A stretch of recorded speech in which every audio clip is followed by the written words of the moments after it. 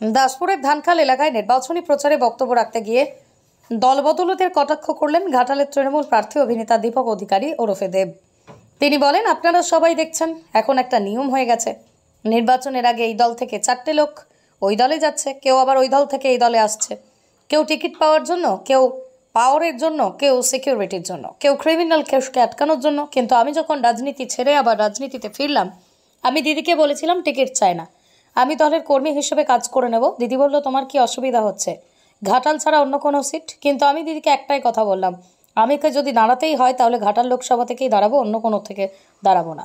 কারণ ঘাটাল লোকসভা কেন্দ্র আমাকে গত 10 বছরে যা দিয়েছে সেটা আমি এ জন্মে নয় পরের জন্মেও মনে রাখবো। যেটা বলছিলাম, লোকে এটা চাই ওটা চাই নির্বাচনে ফেরত আসার জন্য, কিন্তু আমি শুধু ঘাটাল মাস্টার প্ল্যানটা চেয়েছিলাম, কারণ ঘাটালের মানুষের দীর্ঘদিনের লড়াই ঘাটাল মাস্টার প্ল্যান। আপনারা সবাই দেখছেন এখন তো একটা নিয়ম হয়ে গেছে, ইলেকশনের আগে এই দল থেকে 4টে লোক এদিকে আসছে, এই দল থেকে 4টে লোক ওইদিকে যাচ্ছে, কেউ টিকিট পাওয়ার জন্য, কেউ পাওয়ারের জন্য, কেউ সিকিউরিটির জন্য, কেউ টাকার জন্য, কেউ তার ক্রিমিনাল কেসকে আটকানোর জন্য। কিন্তু আমি যখন রাজনীতি ছেড়ে আবার রাজনীতিতে ফিরলাম, আমি দিদিকে এটাও বলছিলাম, দিদি আমাকে টিকিট চাই না, আমি ইলেকশনে দাঁড়াতে চাই না, আমি দলের কর্মী হিসেবে কাজ করে নেবো।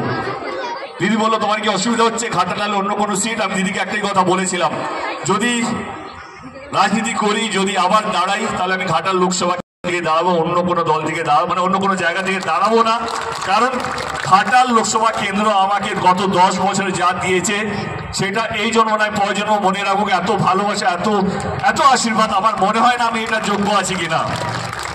যেটা বলছিলাম, কে লোকে এইটা চায় ওইটা চায় ফেরত আসার জন্য, আমি শুধু ঘাটাল মাস্টার প্ল্যানটা চেয়েছিলাম। কারণ ঘাটালের মানুষ যে দীর্ঘদিনের যে লড়াই, দাসপুরের মানুষের দীর্ঘদিনের লড়াই, ওইদিকে পিংলা, সবং, পাঁশকুড়া, এদিকে আরামবাগ, কেশপুর, অনেকগুলো অঞ্চল যে জলের তলায় ডুবে থাকে, সেই মানুষগুলো যদি কিছু ভালো করতে পারি এই ঘাটাল মাস্টার প্ল্যানের জন্য, তাহলে আমি একবার নয় আবার 10 বার ফেরত আসতে পারি, মানুষকে ভালো রাখার জন্য, মানুষকে সুখে রাখার জন্য।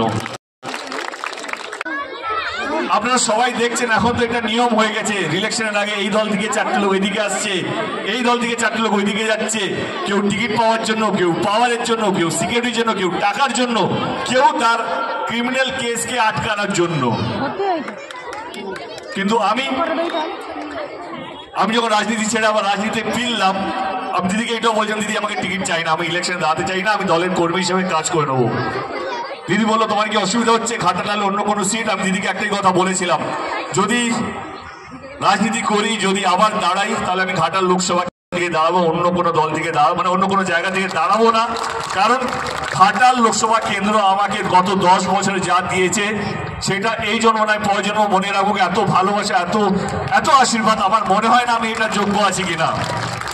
যেটা বলছিলাম, কে লোকে এইটা চায় ওইটা চায় ফেরত আসার জন্য, আমি শুধু ঘাটাল মাস্টার প্ল্যানটা চেয়েছিলাম। কারণ ঘাটালের মানুষ যে দীর্ঘদিনের যে লড়াই, দাসপুরের মানুষের দীর্ঘদিনের লড়াই, ওইদিকে পিংলা, সবং, পাঁশকুড়া, এদিকে আরামবাগ, কেশপুর, অনেকগুলো অঞ্চল যে জলের তলায় ডুবে থাকে, সেই মানুষগুলো যদি কিছু ভালো করতে পারি এই ঘাটাল মাস্টার প্ল্যানের জন্য, তাহলে আমি একবার নয় আবার 10 বার ফেরত আসতে পারি, মানুষকে ভালো রাখার জন্য, মানুষকে সুখে রাখার জন্য।